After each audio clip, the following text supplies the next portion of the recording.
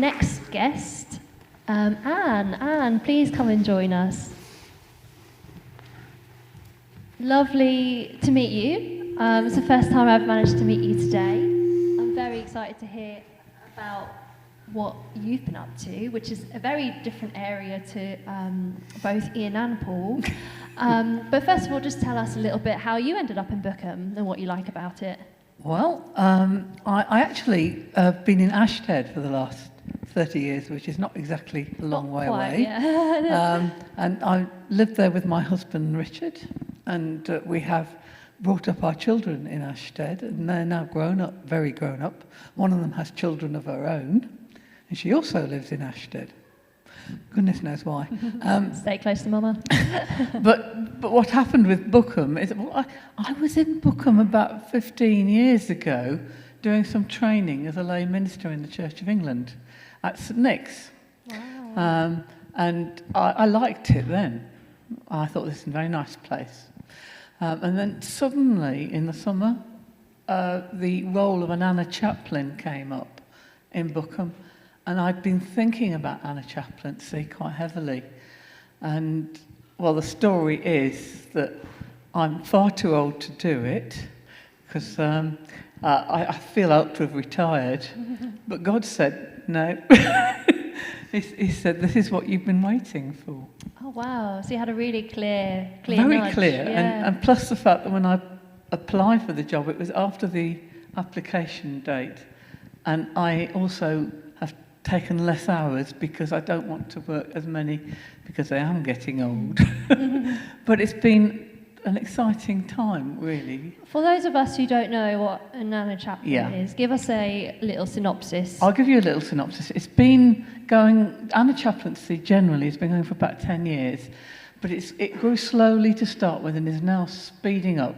The vision is to have an Anna Chaplain in every community that has the role of looking after and caring for frail and elderly old people, not to physically look after them, but to spiritually look after them and to visit and relieve their loneliness. Oh, wow. And it's not something they do on their own. They have volunteers that help. But the idea is that we're not attached necessarily to a particular church, but to a community. Wow, that is an incredible role. And is that day-to-day visiting people, spending time with them, liaising with families? It's visiting them where possible, going to the places they go, if they go to places. Golden Years here is one of the things that I visit from time to time. The meeting place, which is the organisation that employs me, actually has the coffee shop here on a Saturday, and a large number of older people come to that. Gosh. When did you start your role? In September, so I'm quite new. Wow. But just after lockdown as well. And Yes. I just think it can't have come at a better time, really. No. As things are opening up, but actually a lot of older people aren't, some people aren't venturing out yet. They are actually being quite brave, Yeah. because I think many of them have decided you have to die of something. Yeah. And when you're Sort of old black humour, already. isn't it? Yeah, but they are longing to have company. That is what I would say. And so they come out for company, or they give a ring. We have a telephone befriending service as well, where people can ring us up, and then one of us will go and see them. Oh my gosh, amazing. Absolutely fantastic role, ministry. It's really exciting. Yes. Do you have any examples of where you've really seen God move? I'm sure you see it all the time. Well, I say the whole business of becoming an Anna Chaplain was quite a big thing. Yeah. But what it made me realise was that if this is of God, He will lead off. And when I came along to the coffee shop the first time, just wearing my badge, people who don't go to church at all started talking to me about faith. Some of them had been bereaved. Some of them were just lonely, and they wanted to know what it meant to have a faith. And I'm finding that all the time, everywhere I go, which I can't say it used to be normal, but it is now. Yeah. It's normal. Yeah, for sure, for sure.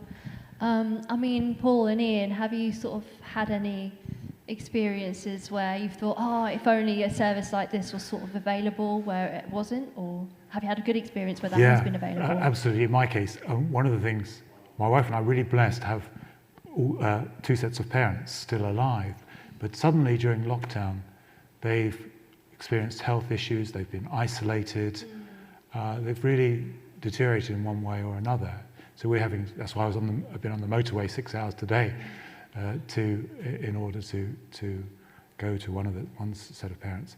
And having that kind of contact and interaction and support is so important, and that's something that they have missed, I think, in this lockdown period.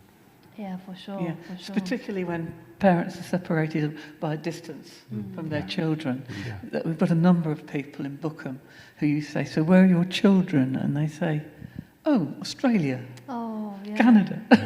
Yeah. If anyone's watching this and they think, oh, I'd really love to connect someone up with your service, or they're thinking, oh, that's something I could benefit from myself, how can they find you? Well, there's several routes, really. I'm employed through the Meeting Place. So if you go on the web and look at Meeting Place Bookham, you will find it's there. So via Google, yeah? Via Google, or any other browser. There are other browsers. Or you can go to the United Reformed Church, where my office is based. But because I work a few hours and I'm out quite a few of them, you might not find me there. But there will be somebody there who will take messages.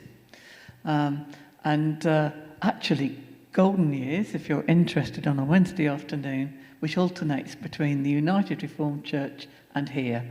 I'm usually at one of them about once a fortnight. That's wonderful. Thank you so much.